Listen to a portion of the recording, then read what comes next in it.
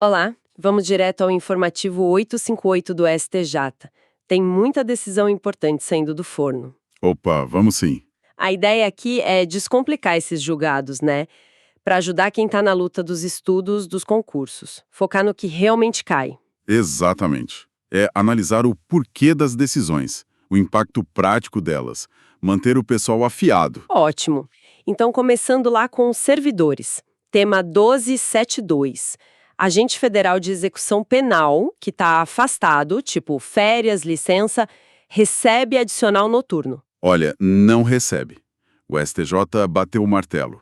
O adicional é propter labore. Ou seja, ligado ao trabalho ensina. Isso. Precisa ter o desgaste do trabalho noturno.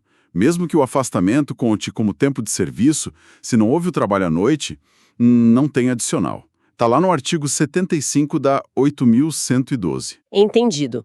E o tema 1308, sobre professor substituto, aquela quarentena de 24 meses para não poder recontratar. Vale sempre. Então, não vale se for para uma instituição federal diferente. Ah, essa é a chave. O STJ fez um distinguishing importante. A Lei 8745 quer evitar que o sujeito fique para sempre como temporário naquela instituição. Se ele vai para outra, não tem essa burla à regra. Faz sentido. Agora, dinheiro público. Tema 13266. Complementação do Fundef pela União. O prazo para pedir a diferença, aqueles 5 anos, conta do ano todo. Não. Conta mês a mês. Mês a mês? É porque o repasse é mensal, é o que chamamos de trato sucessivo. Então, a prescrição de 5 anos do Decreto 20.910 pega só as parcelas mensais que venceram naquele período. O direito de fundo não prescreve só a parcela. É o princípio actionatiana. A cada mês errado, nasce a pretensão. Certo. E tema 13466. Briga sobre quem cuida da iluminação pública.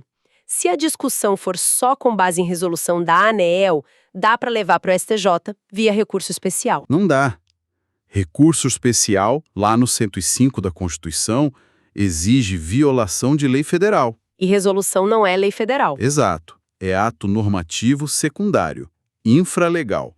Não serve de base para esse recurso específico. Beleza.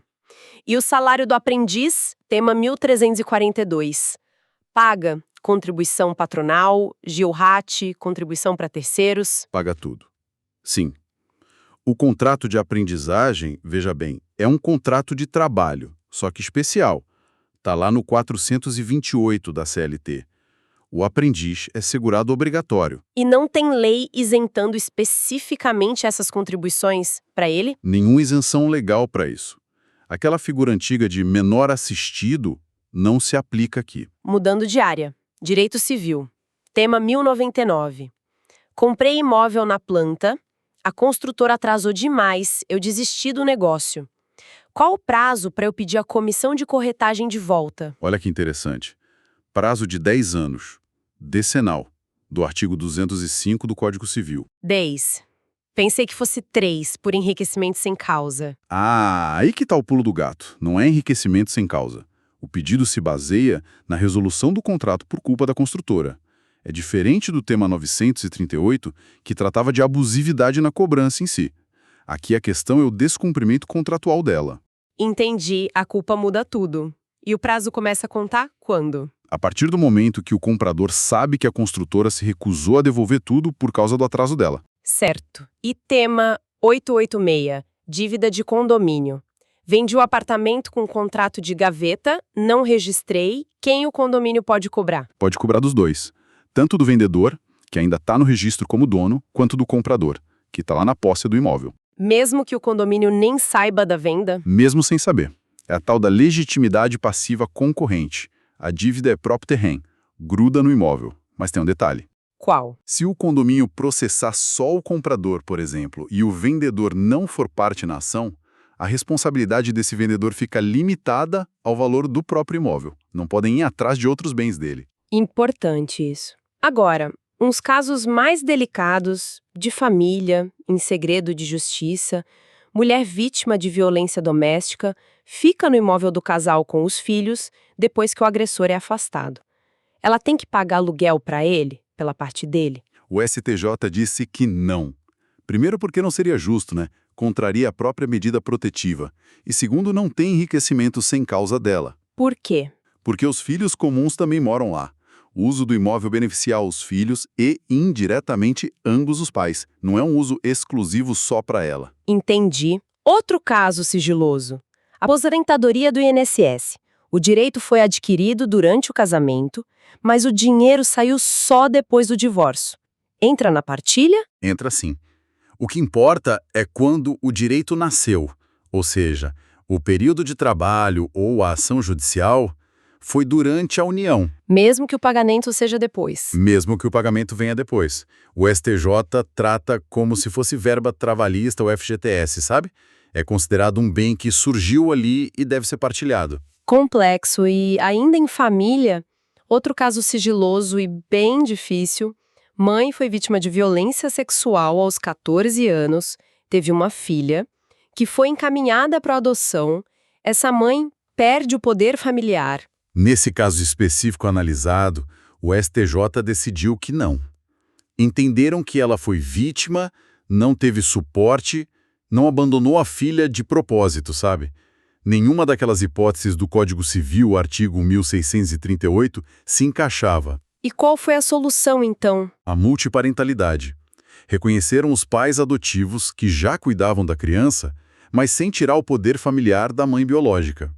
Garantiram a convivência dela com a filha, pensando no melhor interesse da criança e preservando os laços. Bem sensível a decisão. Nossa, realmente. Mudando para a esfera penal agora. Tema 1333. A agravante de violência contra a mulher, aquela da letra F do artigo 61 do Código Penal, pode ser usada em contravenções penais, tipo vias de fato? Em regra, sim, podia. Aplicava-se a regra geral do Código Penal. Porém, Tem um porém. tem.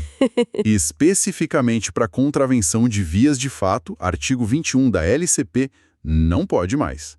Uma lei recente, a 14.994 de 2024, criou uma causa de aumento específica para vias de fato nesse contexto, de violência doméstica. Ah, então se já tem um aumento específico, Usar a agravante genérica junto seria bis in idem, uma dupla punição pelo mesmo motivo. Então, para vias de fato, agora só a causa de aumento nova. Para as outras contravenções, a princípio, a agravante ainda valeria. importante essa atualização.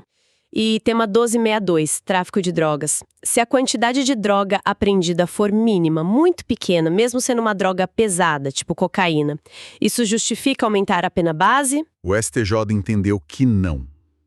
Seria desproporcional. A Lei de Drogas, artigo 42, diz que a natureza e a quantidade são sim importantes, até preponderantes. Mas quantidade ínfima. Uma quantidade ínfima, muito pequena mesmo, por si só não demonstra uma gravidade tão maior que justifique sair da pena mínima. Aumentar a pena base só por isso violaria a proporcionalidade. Entendi. E a pena de multa no crime, o Ministério Público tem que cobrar sempre, mesmo se o valor for baixo, tipo, que nem compensa o custo do processo? Tem sim.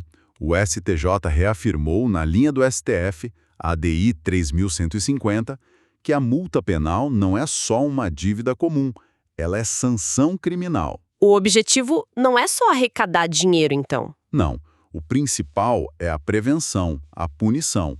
Por isso, o MP tem que executar, independentemente do valor. A Fazenda Pública só entra na jogada se o MP ficar inerte por muito tempo. Falando em processo penal, Tribunal do Júri. Pode usar a folha de antecedentes, a ficha corrida do réu durante os debates em plenário? Pode, desde que esses documentos sobre a vida pregressa dele sejam juntados no processo com antecedência.